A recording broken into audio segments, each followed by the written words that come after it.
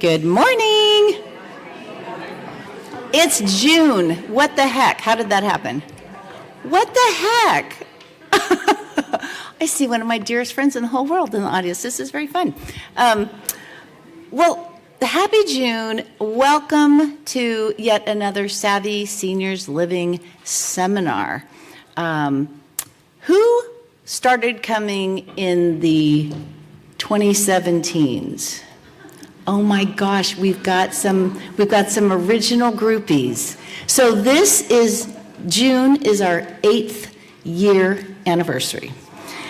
We've been doing this every month with the exception of a couple Zooms during COVID, and then we came back and we met in person again. So I'm just excited to see you all today. This is always a very popular topic.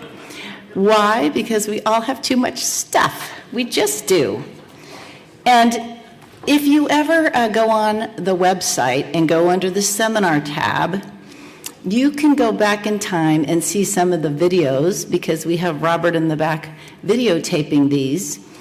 And we've even done a seminar on the psychology of letting go. Like why do we have so much stuff and why don't we get rid of it? It's a very interesting thing, but it's part of our psyche. It's part of who we are as a person. But we're not going to get too into that today. Today we're going to talk more about the nuts and bolts. So whether you're getting ready to move, to relocate, or you want to just kind of clear your mind, your home, and your life, declutter it, if you will, then you're in the right place for today. I can even tell you that when I have a project daily, I think so much better if I clear my desk of everything. Because I'm a piler. I have piles of things, I'm working on this client and this client, but I have to clear my desk and it's like, all right, now I can start, I can focus, I can start. So let's start out by asking, who is here for the very first time? Wow. Groupies, I think you're outnumbered today. You're outnumbered by the newbies. This is fabulous. Okay, groupies, we haven't done this for a while, so I think we need to teach them the ropes. Groupies, I want you to turn to your right and say, we're going to learn something today.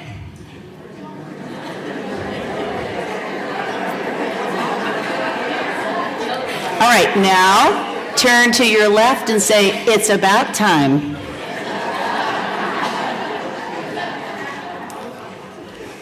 All right, my name's Dayna Wilson. For those of you that I have not met before, I am a seniors real estate specialist, a certified downsizing coach, and a certified seniors housing professional.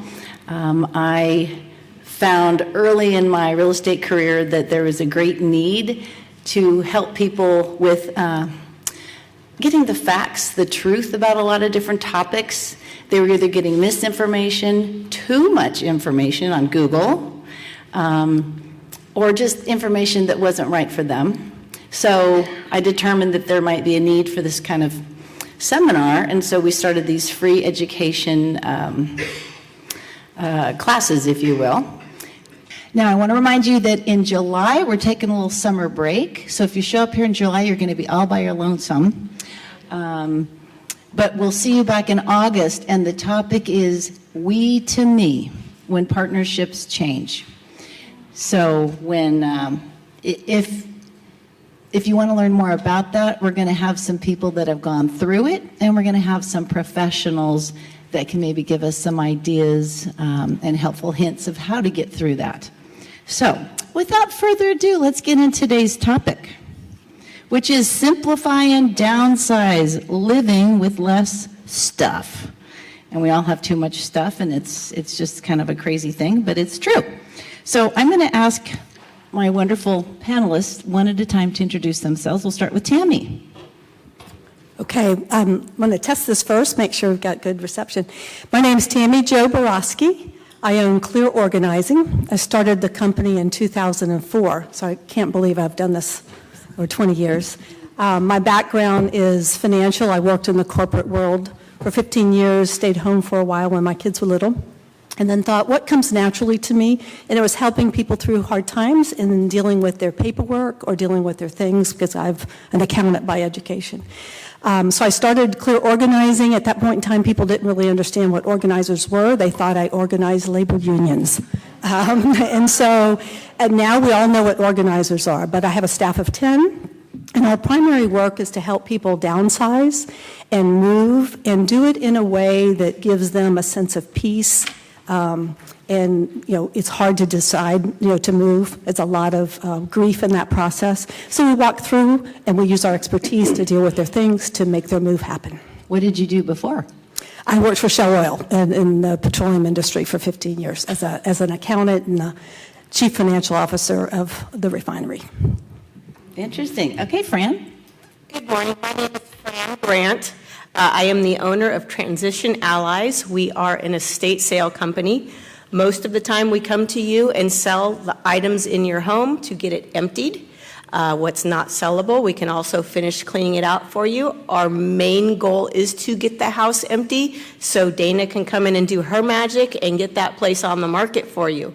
Obviously, we want to get you out of there safely. That's why I think we are actually a really good panel for you, because we each have our expertise that can accomplish the big goal, again, of getting the house emptied sanely, safely, and get everybody on their way. Perfect. Thank you. Great. Elise? Can I say what I used to do? Yeah, what did you do before? Sorry. I was a jewelry store manager in downtown Walnut Creek. So I've worked there for 10 years, and people would bring in their estate jewelry, and we'd kind of help them figure out the goods, the bads, the junk, the appraisal worthy, kind of get them going on their way with the jewelry world, and then they'd go, now what about the rest of the stuff in my house? And from college days, I kind of enjoyed that secondhand market and did a little bit of fun buying and fixing and reselling just on the side. And I'm like, I think I can make a business out of this. So I morphed into not just jewelry, but everything else. Nice. Yeah. Nice. Thank you. Well, you're very lucky to find that niche. So my name is Talisa Eugenio. I'm the Director of Marketing for Clar's Auctions. We are auctioneers and appraisers. We've been around the Bay Area for over 50 years. As I mentioned many times in these meetings, is that what we do is we help you identify what could be collectible in the current market today. So sometimes people don't know what they have, and before you start downsizing, before you start donating things to the Goodwill, or maybe you don't know what you've inherited. We're here to help you identify that. So, nice. Great. I'm happy to answer any questions for you. And what I did before this and how I got into it was a really fun thing. Back in the day, I really loved to dress in vintage clothing. So I don't know if you guys remember this show called Beaver, Leave It to Beaver. So I really loved Mrs. Cleaver's outfits. So I used to wear these all the time, and I used to go to a lot of these vintage shows. And then from there, I actually stumbled upon Butterfield & Butterfield, which is over in San Francisco. And then I was like, oh my God, this is a great fit, because I'm in marketing. I love antiques. I love dressing like this. So that's how I started. Nice. That's so interesting. Yeah. My previous life is not so fun. I was in corporate outside sales for 22 years, calling on C-level executives.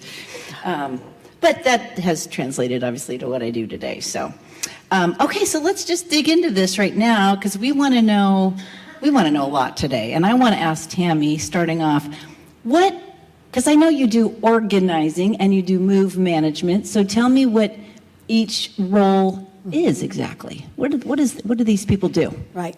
So organizing has all types of hats. Like you say, in the past, there was really a misunderstanding of why do we need organizers? We've always taken care of our own things.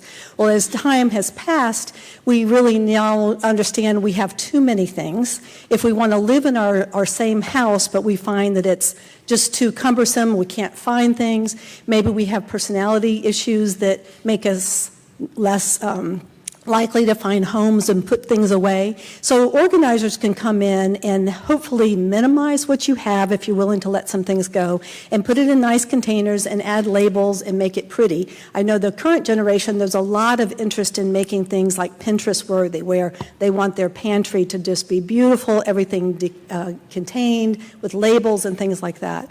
And so organizers can do a wide variety. They can organize a garage, they can organize a closet. What move managers do is we deal more with the whole house rather than necessarily one part of a house. And we're working typically with someone who's getting ready to move or someone who's anticipating moving in a couple years. And so we're looking at the end goal of saying what's important to move are the things that you specifically want. So how can we start to identify what those things are that you will want? Sometimes it's hard to know what you want until you know where you're going. And so we always say, if you don't know where you're going, envision what you want. Are you going to move to a 2-bedroom, 2-bath house? Are you going to move to a studio, senior living? And so to start to visualize that because you don't know yet, or know where you're going because you've met with different communities and you've decided where you're going to move managers then look around with you and identify what furniture, lighting, and artwork, they're the kind of the skeleton of the room. Which one of those pieces that you really don't want to leave behind?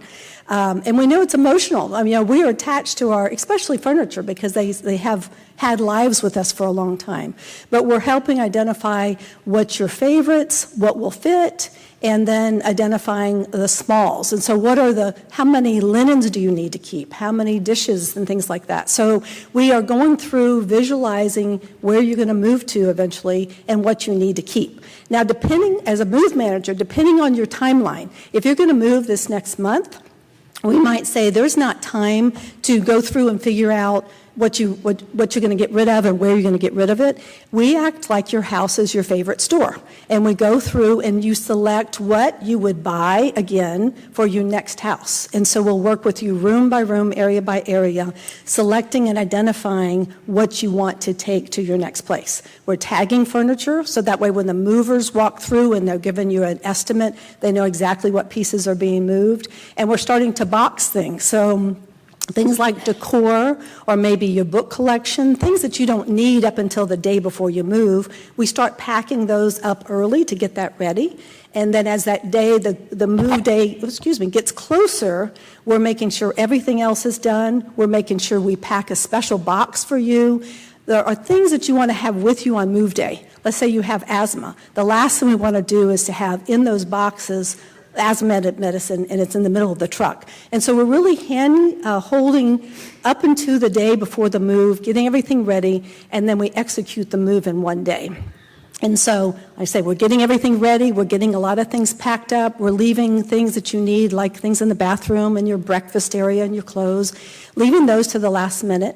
Move morning, then the truck comes, we're finishing packing those things up, we're putting that special box, we call it the X box, with your medication, with your cell phone charger, with your wallet, things like that in your car, so you have access to that all day. We load the truck, we follow the truck over to wherever you're moving, it gets unloaded, and we put everything where we've planned, where we've talked about. Where do you want the headboard? Where do you want the TV mounted? And we unload the truck, we unpack everything, we make the bed, we hang the artwork, and by that evening, typically around dinner time, you walk in and your whole new house, apartment is set up. Now, if you're moving to, a big house to a smaller house, sometimes it may take more than one day to unpack. But the goal is that you feel that where you're going feels as much like home, that it has the cream of the crop of the things that you had at your house there, and it's all accessible. Of course, we're always worried about safety, there are tripping hazards, and then making sure everything works so the next morning you wake up, your recliner is not unplugged and it's going, and CPAP is connected and things like that. So like I say, an organizer tends to work in an area. They might have expertise in paperwork, or they might have expertise in feng shui design. There's different types of organizers, or maybe garage build-outs or cabinet build-outs, whereas a move manager helps you visualize where you're going, develop the full plan, start doing the packing as time goes, and then get you moved. Now, am I going too long? a little bit more I wanted to say. So that timeline, if you're moving fast, that's what you do. If you're moving slow, what we're doing, instead of packing what you're moving, we're taking out what you're not moving. So that way, as it gets closer to your move date, everything's packed is everything that you're going to keep. And so that's a whole different scenario where we are lightening your load room by room, so that way as you get closer to your move, there's a real sense of peace as we're ready. We know what we're going to keep. Yeah, because my next question was, when should they call you? If they know they're making a move, because people will call me, sometimes we want to move in a week. Yeah. I've had that. We actually redid an entire bathroom in a week.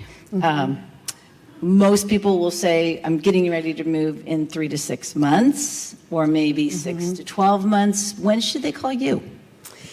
Well, I mean, I love to meet with people. I do free initial walkthroughs, and so anytime you want to do that, I'm happy to meet with you. There's no charge. I think 2 years in advance, if you feel like you have a house just full of things, I'm happy to stop by and talk to you about how you can get started. So there's areas to get started in, like paperwork, books, photographs, keepsakes. Those are things that take quite a bit of time. So if you've got a short time frame, a lot of times those are just really boxed up and taken with you. But if you contact us a year in advance and say, I'm considering moving, how do I get started? We'll talk about processes of how you can get those going. But I do get calls a lot saying we're going to move in 2 weeks. Or my real estate agent says, if I get the house on the market next week, it'd be best. It's like, okay. Well, and I'm always our client's advocate. I really try to, I don't know if the word's protect, but there's a real sense of saying, let's look at the big picture. To me, it's all about the emotions of letting your house and your things go. Or you're dealing with an estate. We do a lot of estate, packing up, getting things to family members, things like that. And so the sense is, after it's all done, was it a good experience for you emotionally? And so if we're going to speed something up, and then for the next 5 years, you're going to look back and regret of saying, like, why did I do it that way? It was just chaos. To me, then it should be slowed down. You're the driver, you're the decision maker, or with your family, if they're really involved, to decide what's the right pace. And so that then when it's all done, there's a real sense of, that you kept the things that were important, and you're at peace of making that decision. You made a really good point, because really, both what Tammy and I do is on our client's timetable. Your realtor should never push you to hurry up, sell. It's what is right for your life. Markets will go up, markets will go down. So sometimes people are very concerned with that, and they say, okay, I need to sell based on the market, and then that's what we'll do. But if they say, you know what, I'm going to need to do this, this, and this, it's like, okay, let's take a deep breath, and we'll work on their timetable, right, because it's their party. Yeah, and some clients need to sell their house before they move, and those are difficult. It's really hard to live in a house while it's being prepared to be sold. Yeah. Some clients have to get their house on the market a couple days right after they move. That's really the timeline they're pushing for. The best clients, in terms of a sense of peace, are the clients that say, I can move, but I think I'll put my house on the market 3 or 4 weeks down the road. And so then we're leaving things behind that maybe you're deciding, do I take that lamp or not that lamp? So we get you moved over. Everything is still back at your house. Everything is there, just like you left it, and you live where you moved to, and you think, oh, I do wish I had that other lamp. It's still at your house. So there's less anxiety with that move, the sense of saying, things I really kind of wanted but I know won't fit are still there.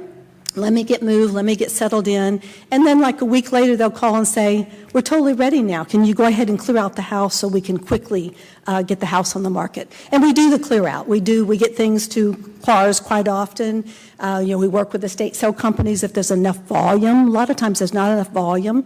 But we definitely coordinate with charity pickups. We coordinate people that will pick up stuff just for free. So things that charity won't take, because they're very particular now what they will take, because they know what they can sell. But there's things like, let's say, a sofa bed that's got a mattress in it. Charities won't take those because it has a mattress, but oftentimes they're decent. And so we have that other tier to say, here are some people that will come and take things for free just to get them out of the house and not into landfill. And then, of course, we coordinate garbage hauling at the end so that way then the real estate agent has a free and clear house. Yeah, perfect. And so what qualifications should we all be looking for if we're going to hire a move manager or an organizer? Are there certain qualifications, certifications that we should be asking about? Definitely. I belong to 2 national organizations, and I think they're really good for professional organizers and all move managers. NAPO is the National Association of Productivity and Organizers, and actually, I always call it National Association of Professional Organizers. We've changed the name, and I don't know if I have it. It has to do with productivity, because also organizers help you with your time. If you want time management and things like that, organizers can do that. The other is the National Association of Senior and Specialty Move Managers. And it's interesting when I go to national conferences, meet my peers across the country. But both of those organizations offer certifications and accreditations. And so I think it's important if you're interviewing either an organizer or a move manager that if they have that affiliation with those organizations, you know that they're serious about their career and they're serious about continuing education. The other thing is, I think, experience and people that network. Like we were up here talking today, it's like we just love to share stories and to refer each other because we know we're most valuable to our clients when we know all the other services that make it all happen. Like I'm part of a senior solutions group, and there's Marty's in that, Dayna's in that. And so there's a sense of saying, if you have a client that's struggling with how they're going to be able to finance this process or how they're going to put those grab bars in because they feel unsafe, having a professional that's been in the profession for a while and really networks with other people are important. And of course, referrals. Some organizers do a lot of advertising, but not necessarily, they don't necessarily have a lot of good referrals. Other people don't advertise at all because they're so full, because every time they work with someone, they refer and they refer. And so I think just talking and understanding their level of experience and also the area that you're concerned about. If you're concerned because you have a lot of high value items, talk to the person to say, how often do you work with people with this level of assets? Some people prefer to be on a budget. And so if you really want to do it on a budget, maybe what you want to do is find somebody less experienced and just talk to them and make sure you feel comfortable with them. But I think those national organizations add a lot of wisdom and depth in terms of the full services that you'll get. Yeah. And the ethics. So in our neck of the woods, because lucky us, we live in one of the most expensive places to live in the United States, but in our area, can you just share briefly what the range of fees might be? And then do we pay by the hour or like the project? Or does everybody charge the same? Everybody does not charge the same, for sure. What we find is there's people in the profession that have staff and they are employees. So that's another good question to ask if you're working with someone. Do they do the work themselves, or do they have a team? And if they have a team, are they employees?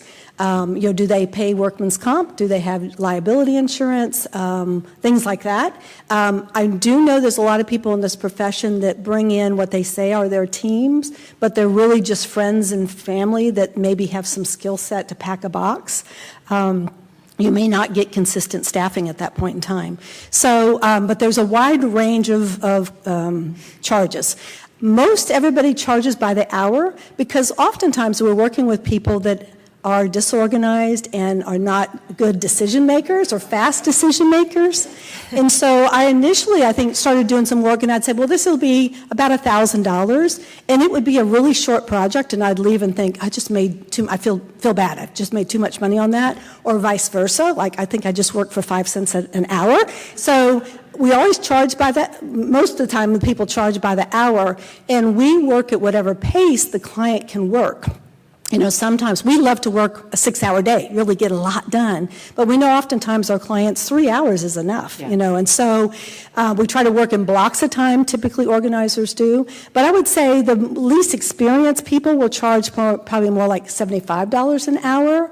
The more experienced, it will be more. And the people that are real project managers where they're going to be responsible for the big picture, plus handling all the outside services, oftentimes paying for those outside services up front, so that way you get a summary bill at the end. Those charges, that could be up to about $125 an hour. Perfect. What I love about professional move managers is, even though we want to tell a story about every little piece we touch, because that's my great aunt Doris's china set. And can I just tell you what the Thanksgivings we had eating on the china?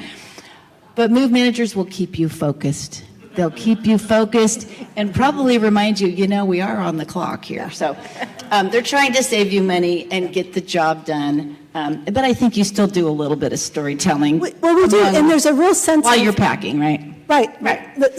To me, if somebody's going to tell me a story, it's a way of processing the grief, right? Yeah. I don't necessarily need somebody to say, well, that's an ironing board. It's like, I know it's an ironing board. But they need to tell a story about how they got it from their grandmother, We just try to keep things going. And when people are on, we ask initially, really, too, it's like, if you're on a tight budget, is it okay for us to just say, we got to keep going here. Love your story, but let's keep going.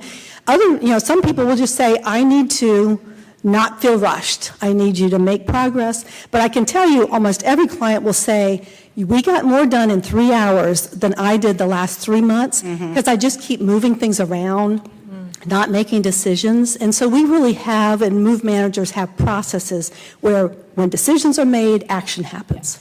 I'm going to bring up one other thing to consider. And this is, if you think you want to be a do-it-yourselfer, good for you, but people will say, I'm going to start bringing books to the library, and then I brought a bag down to Salvation Army, and yet they live in a 5-bedroom home. One little bag is like, just scraping the tip of the iceberg. But the point I wanted to make is, sometimes it's better not to work with family. Do you hear what I'm saying? Because things get weird sometimes. Your adult children might want to help. They probably will say, just get rid of it all, Mom, or you don't need that. Or they want to go down memory lane about every single thing, and you're like, let's get this going. And then there's that weird emotional family dynamic thing. So sometimes it's so great to have a neutral third party that kind of keeps you, it's like a project. We have a project, and I don't know if I'm explaining that right, but just consider, and you know what, it's not like you're going to be paying this hourly rate, hour after hour after hour. These people will give you homework. So they may come and do a consultation and say, these are the things that you can be doing between now and 3 weeks from now when we check in or when I come back. And there are things you're going to be doing on your own. So in a way, you may be doing a little do-it-yourself, but you've got a direction. You've got a project manager behind you, guiding you as to what you should do first and next, and kind of keeping it on track, if that makes sense. And I'm gonna maybe cut to the next one, which is, and I think you already touched that you can help with donations. Is there a scenario you wanted to share with a particular client, an experience you had with a particular client? Anything? I'd love to touch base on that, children helping or friends helping. Okay, go ahead. Because that is, our favorite clients, the clients that we feel we are the most effective and most efficient cost-wise and everything, are the ones that tell us the end goal. What is it that you're shooting for? And so we did have this client recently, and they just said, I'm going to tag the furniture that I love. This is where I'm moving. I'm going to be out of town for part of that time. So can you come over, help me tag, help me identify, and then I give you access to the house, and you just pack and get me ready. And I tell you what, by the time that they physically moved, they were so pleased because they weren't worn out. We often have clients that say, well, I can get the books to friends of the library. I can do this. Ankles get twisted or backs end up getting injured. I always say reserve your energy for when you get to where you're going and you're creating this new beautiful life, rather than all your energy of dragging things, putting things in your car, taking them to charity. One charity says they're not taking anything today, so you drive to another charity. And so to me, the success stories are the ones where the clients really are clear what their end game, what their goal is, but then they really let us roll up our sleeves and get it done efficiently. Oftentimes clients are saying, my kids are going to do this and my friends are going to do this. That's the hardest thing to schedule, because then we say, okay, our scope of work is just going to be this. Well, we get there and none of that's done. And the client is so under a lot of pressure because all of a sudden they're on a short time frame. We also have the opposite, where they want us to do a lot, we schedule a lot of time, and we get there and they say, oh, by the way, my daughter came and she ended up doing all of it for us. It's like, oh, that's tough, because we're constantly turning down work, trying to, keep the schedule the right way. So the best scenario, the best client, this one client recently, to have that end goal, we can meet that. I've got move managers hopefully have really good staffs to handhold and listen, but then execute and know that we can make it happen for you. Thank you. I'm going to jump to Fran now, and I'm going to skip around in the order that we were going to go, because the first thing that comes to my mind is, if you're thinking of an estate sale, how is that different? We better start high level. Like, how is that different than a garage sale, where I'm going to figure out in my own garage what I'm going to do, versus an estate sale? So let's start out with kind of educating people on what an estate sale is, and the fact that you don't need to be passed away to have an estate sale. Right, right, right. So we're going to kind of springboard where Tammy Yeah. left off, because what has happened is you have now moved. You're in your new spot, but now you have a household of stuff that you don't know what to do with. That is where an estate sale will kick in. We come in and sell whatever is left. You have store and cherry picked your home for all the things that you want. It's gone. You literally can leave everything where it sat as you were living there, and we will come in and make sense of what is left and sell it for you. Try to sell it for you. With us, or with an estate sale company, they have the market, they have hopefully the marketing, they have the followers, they have the wherewithal, they know enough. Am I selling a roll of toilet paper, or am I selling a beautiful vase, or am I selling garden pots and plants? Am I selling gold coins? There is enough knowledge there to know how to price things or how to lot things, that we know how to drive prices. That's where that experience piece will come in. Many people think that they can do their own garage sale. I have unfortunately seen people doing that basically get run over by the public. The public is tough to deal with. They'll come in and you have a tag on something and they'll offer you, $20, I'll give you $5. It's like, no, it's worth more than that. So anyways, usually our efforts will produce a lot more money for the family. It will produce a lot more movement for the family versus a family doing a garage sale. It's a lot of work. Yeah. A garage sale is a lot of work. Is it worth the commission or however an estate sale company is working?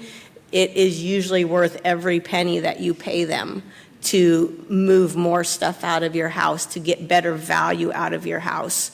The items in your house, sorry, not the house, but it's usually worth an estate sale versus a garage sale. You'll see a much better result, and you don't have to do it.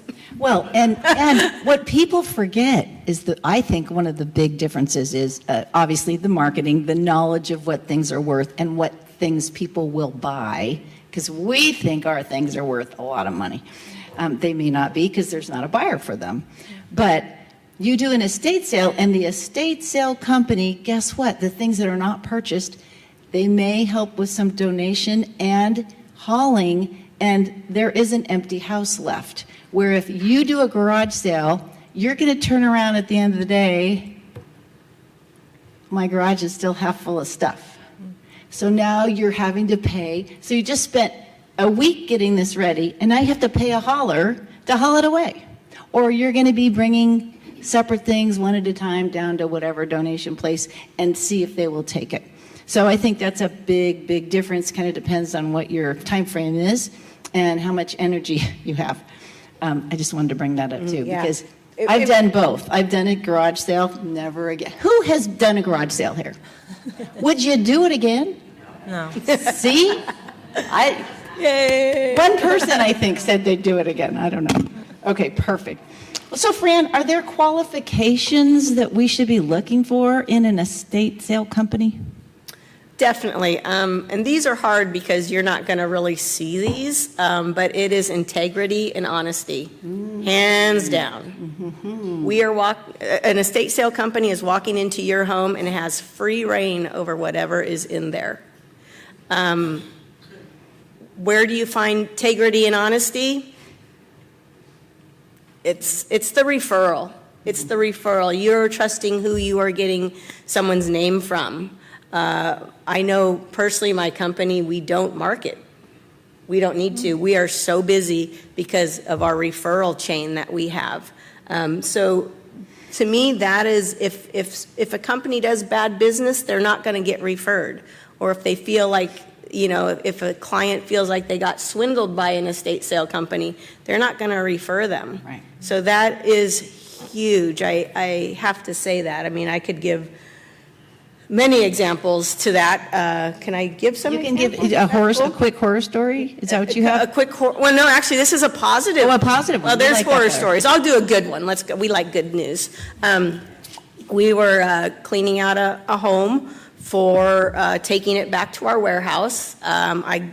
We still go through everything and make sure what we're leaving behind is donate or disposal. We want to make sure we take all the good stuff.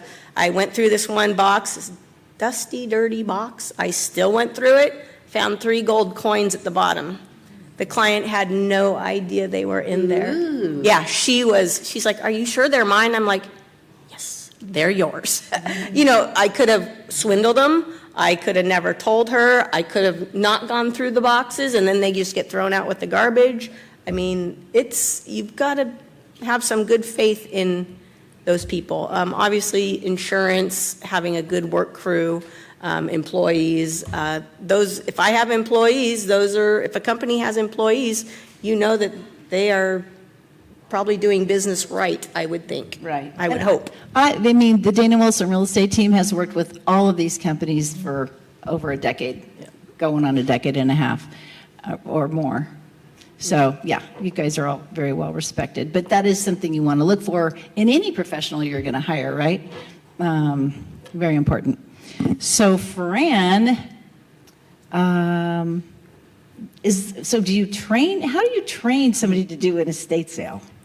Like your staff? Yeah, that's tricky because a lot of it is learned. I mean, when I first started this business, I knew about jewelry, I knew about some furniture, but some of this I've been doing this for 14 years, so it's been learn.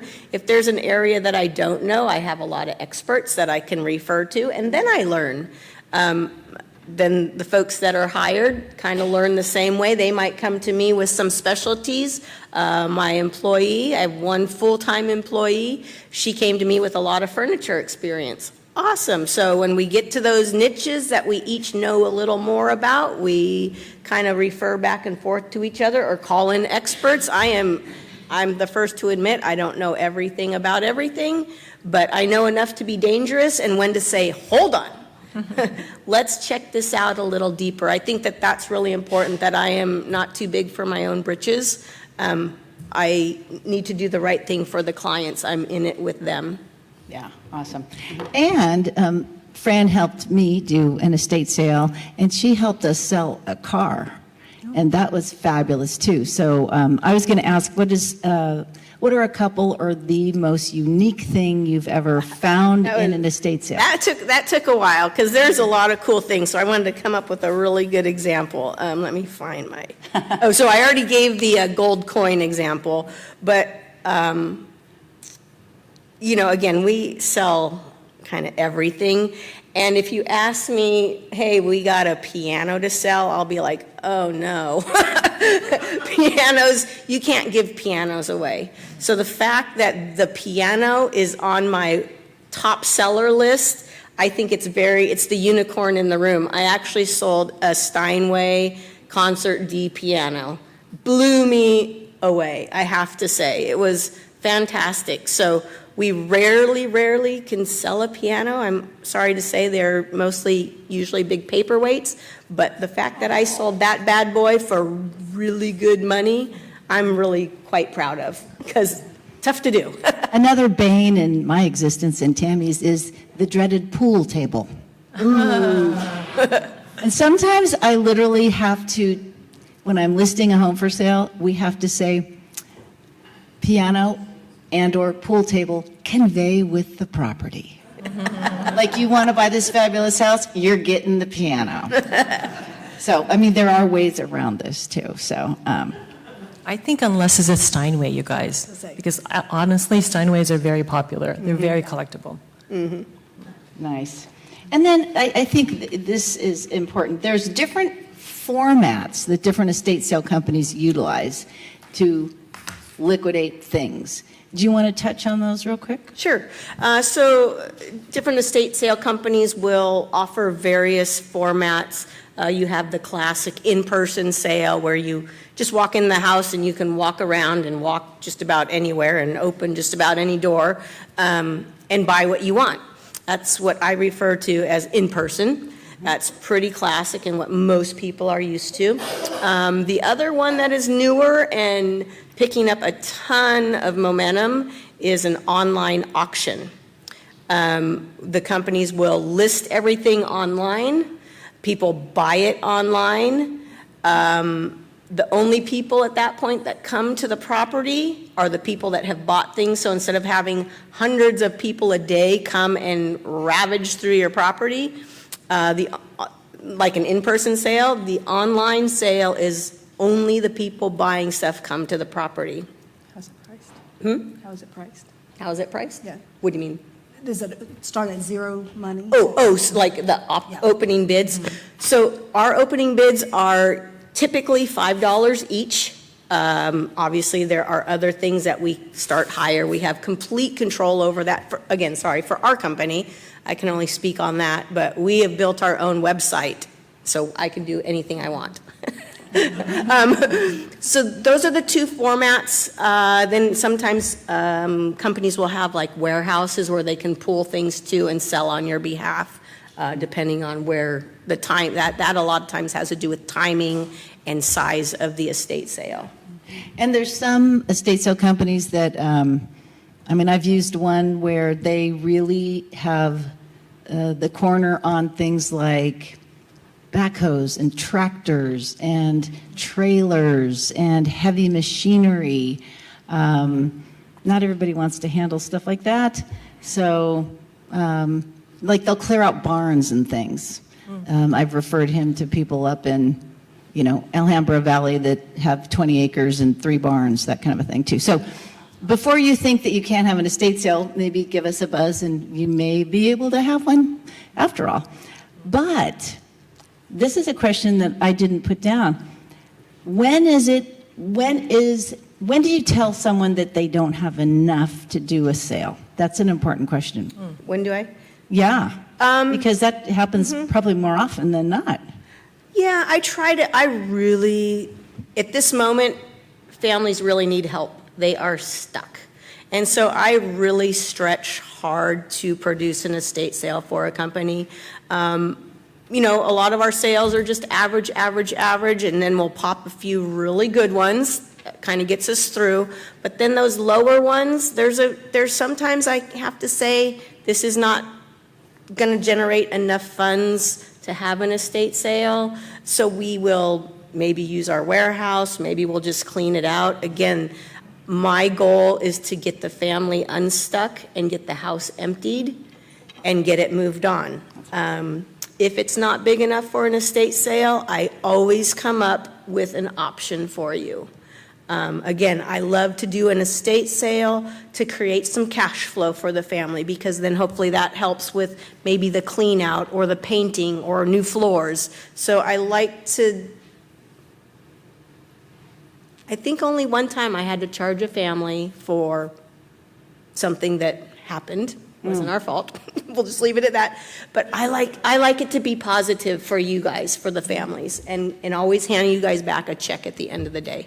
I don't think we talked about what your average price range is for an estate sale company. What do they charge in our area? Did Yeah, we talk about that? typically an estate sale company, you're probably a 60-40 split or a 50-50 split. And a lot of them will even charge kind of a minimum. So the first X amount of dollars comes to them no matter how good or bad the sale does. That's tricky to me. I think that's tricky because potentially they're the only ones that could win in that scenario. Right. Yeah, I'd question that a little bit. What I will say is, it sounds like, wow, they're going to get 50% of what's sold. However, they're finding buyers, they're keeping it out of landfill, and that your 50% almost covers your hauling fee, right? If you didn't do an estate sale, you would be paying a hauler by the truckload to get rid of the things, and that's not cheap either. I think that's Right? why, I think that's why the auction format has been starting to take over, because I'm seeing companies that are using the auction format are clearing out a lot more items out of the house, which means there's a lot smaller amount that has to be removed for the clean out. Right. Donations, dumping, disposal, recycle, whatever that piece is. After an auction, that part is so much smaller that I'm saving families money on that, Yeah. so that their net number is better than it used to be. I've done that version, the in-home auction, with both Tammy and Fran, and what's interesting is there may be sort of an elephant in the room. There may be some kind of weird thing that we know nobody's going to want, but you really want to try to sell it. They'll sneak it into group number 11, right? So maybe group number 11 has all these great things that we know someone's going to want, but then they sneak in that item saying, if you want group 11, you're taking this thing too. Yep. It's kind of sneaky, but it works, right? Yeah. See? I don't know. And then we let that person worry about it. Then they get to donate it. They get to donate it. Oh my gosh. Okay, well, we're going to jump over to auctions and consignment. Great. So when we are helping people downsize, sell their home, get ready to move, I'm utilizing all these people because there's different layers of getting rid of things. It's not a one size fits all, and every situation's different. Everybody's stuff is different. So it's important to know what all these people do, and it's all quite different. But all right, Talisa. Number one, what is an auction house or auction gallery in the first place? Who's your typical client? Who's my typical client? This is a really big question for us because I'm sure you guys have watched the Antique Roadshow. So the Antique Roadshow, there are people that may have bought things at a garage sale, an estate sale. They may have inherited something that they're not sure what it's worth or what the value is. We work with a lot of banks and trust and estate officers who have clients that whose parents have passed away, and they're helping them try to figure out what to do with the property. So our client base is really, really wide. And I've spoken to some of you in the past where you say, I don't have anything. You really don't know. You really don't know until you get somebody who is an expert that can come in and take a look at your property. So the typical client it could be me, you, it really is everybody. So I'm not going to say it's one person. There is a typical buyer base that we do have. So if I have, let's say, Karen brought in a Picasso, we have a huge client base of people that are really interested in Picasso. So our buyer base would be a museum, a collector who's looking to finalize their last piece of their collection. So those are two different types of clients. Got it. Yeah. What about qualifications of somebody that works with Clark's or another auction house? And we're going to talk about specifically the difference valuation and appraisal, and are there different licensing or certifications with that? Okay, so yeah, I was asked this question before. So valuations and appraisals are two different things. So valuations are what we do as an auction house is we give you an auction value. And auction values, we give you an idea, an estimate of what that particular asset is worth at the current market in the current time. So an appraisal is a formal, written, legal binding appraisal of what the property is worth. So it's two different things. So the formal appraisal is really for insurance purposes, yeah, and for, I guess, for trust as well. Okay, cool. Yeah. And did I answer what was I the other think so, question? yeah. And then qualifications, qualifications for these people. And the qualifications for an auction house or an appraiser. So I thought about that quite a bit, and we talked a little bit about who you go to for an auction house. Some of the things that I would recommend you do if you're looking for a particular auction house is look and see how long this auction house has been in business. Take a look at the appraiser and find out what type of background that they have. They must be certified as a certified appraiser. They may have art history background. They could have had 40 years of experience in the business. So these are things I look for as who you want to go to and talk to about appraising or getting your items valued. Interesting. Yeah. I know in the past when we've presented on this topic, we've had some of the panelists bring up the Ashford Institute of Antiquities or Antiques. That doesn't necessarily apply for an auction house. Okay. But I think it would apply for if you were getting a formal written appraisal. Okay. So those are things, the qualifications you would look for, but for an auction house, it's a little different. Like I said, auction houses, we have been around for over 50 years. There's a lot of people who have been doing it for a little bit longer than that. So you rely on their expertise. Some of them are teachers or professors, art history majors, like I said earlier. So. And so everyone working in an auction gallery, are they all knowledgeable on all types of items? And do you ever go outside of your auction house to get information about an item? Okay. So every auction house has different categories that they specialize in. Our particular auction house, we specialize in fine art, furniture, decorative arts, and jewelry. So if you had, let's say, entertainment memorabilia, we don't have a specialist in that. What we would do is we would recommend to you an auction house that might be in the Los Angeles area because they specialize in entertainment memorabilia. Let's say like Rita Hayworth's property or, Dick Van Dyke's property, et cetera. So you would go to really an auction house that would specialize in that type of a category. So all appraisers within our organization or any organization, let's say Asian works of art is a very, again, wide topic because Asian has Chinese, Himalayan, it's got Tibetan, it's got Japanese. So those are the things that you look for within the appraiser. If you have that type of property, you want to make sure that they are knowledgeable in that. We have fine art. Fine art, again, is very wide. It's American and California art. It is modern and contemporary art. So those are the things you look at when you read about the bio of the appraiser or the specialist within the auction house, if they have expertise behind that. So again, if people do come to us and we're not knowledgeable of it, we do refer you to other places. That's nice. Yeah. Nice. And what does an initial valuation cost typically? Is there a range? So an initial valuation, it is free and complimentary, so we don't charge for that. And our hope is, as Dayna's doing all these panels and lectures and discussions, our hope is really just to educate you about what your item is worth or the value of it, and you can make a decision.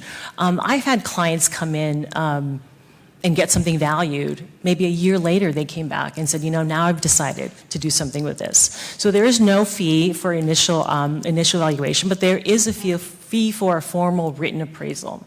So again, that's a more legal binding document. And what does that usually cost?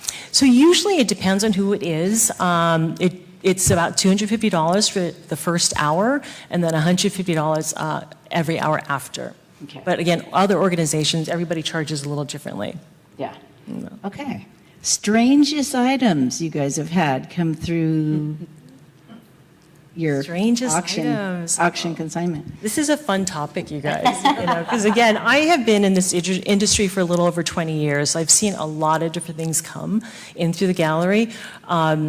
One really fun thing came in. We have a natural history department. A fossilized dinosaur poop came in. And the funny thing was, I can't tell you exactly which prince purchased it, but a prince bought this to have it as a cocktail, I don't know, ornament on his table. So that was kind of a strange piece. One really fun and interesting, consignment that came in is a niece inherited property, and her aunt was a Pan Am flight attendant. She was a Pan Am stewardess. So back in the early 60s, I think a Pan Am stewardess, Pan Am actually flew out 2 times a week. So the Pan Am stewardess, they all knew each other, and they also befriended everybody that was actually on the flight. This Pan Am stewardess met an archaeologist. The archaeologist invited her out to some of his digs. And at that time, there were beads, kind of Tibetan beads, or all these little trade beads that they had. The archaeologists were not interested in these beads, but the Pan Am, flight attendant, I'm not going to say her name, she was definitely interested in it. So she would, through her travels, use her per diem to buy these little beads and trinkets. And through the years, ended up wanting, obviously when she passed away, she handed it down to her niece. Her niece came and wanted to find out the value. They sold at auction for over $350,000. So it was a really great for her, Wow. just for her working and going out and spending her per diem finding this. I think one of the fun things that she had mentioned to her niece was that she bought the beads, a big bag of it, for $10 US. So that's a fun story. I have many. I have a couple. That's a good return on your investment right there. It is, for sure. That is so fun. How do clients get their items to you, right? And then what are the fees to consign in an auction? Okay. So you would, well, first of all, I always mention that we want to send somebody out to actually take a look at your property to see it is of any value. If you don't have time for us to go down to do that, then what I would do is actually have you send photographs and email it to us so we can help identify first if it is anything and if it's worth anything. So how you would get it to us is you would definitely have to come to the gallery, and speak to the special that you did speak to, get that appraised or valued, and then we'd go through a contract with you. We don't charge, like I said earlier, we don't charge any fees for valuing anything, but we do charge fees once your property does sell. We talked a little bit about transparency, and with an auction house as well, what happens is when you consign the piece, we are upfront with you on how much we think the value is and what it's going to sell for. We are upfront with you with when it's going to sell. So let's say it's going to be selling June 20th. The value is going to be between $15,000 to $20,000. We're hoping to gain that much for you. After the item sells, that's when the fees are involved. So you guys are charged, the consignor is charged based on how much the item sells for, and it's a sliding scale. So anything above $70,000 and above is about 10%. So that's just an idea. And again, this is for our auction house, but other auction houses do charge differently. Interesting. Yeah. So those are the things that I think you should watch out for, is what they do charge. What is selling these days? Is it the same thing that has been for the last few years, or is anything hot now, kind of new and hot? What's hot, you guys, is mid-century modern furniture is really hot. Still very Has hot been, right now. yeah. It has been. It's still very hot. I mean, the buying market right now, I'm going to mention Karen, because Karen and I spoke a couple weeks ago, and we were talking about antique furniture. And if there is a market for antique furniture, we look at our buyers nowadays. Mm-hmm. And the buyers, and you look at the homes that we have nowadays, the homes are not conducive to design in antique furniture. It really is more mid-century modern right now, and a lot of the buyers now, I hate to say it, they're a lot younger, and they don't want the antique furniture. So that's pretty hot right now, mid-century modern. For fine art, we call them blue chip property, which is kind of Picasso's, Moreau's, Warhol's. Those are always going to sell, always going to sell. And I touched a little bit with my Asian works of art expert, and he tells me right now that textiles are really hot for Asian works of art. So textiles are more like, robes, skirt, like there's these old, Qing Dynasty skirts that were used, so robes and fans. It's really interesting. At one point, there was a certain type of wood called huanghulei, and that was so popular back, I'd say about 10 years ago. And chairs and tables were selling in like $250,000. But again, the whole market changes all the time, especially similar to like real estate. Right now, it's funny, I asked him again, I go, what about that kind of wood? And he's like, are you kidding me? Nobody wants that anymore. They want to use it for fire. It's terrible. So, again, the market is like the stock market. You really have to keep watching what's going on. And that's why you use an auction house, or why you use the experts, is because we are well aware of what the current market holds. Things, I know that some of our experts will give you the advice, you've got to sell it now. You got to sell that piece of art. I mean, there was a Loewy Hollowell that sold probably last year, and it sold a little over $1 million. And then what happened? The stock market went down. Things were going on with whatever was going on with politics. People didn't want to spend. They want to hold on to things. So at that time, forecasting, which is what our experts do, and they help you kind of figure that out, is like, we got to forecast this. This is the time right now to sell. Right. So. Interesting. Yeah, a lot goes into it.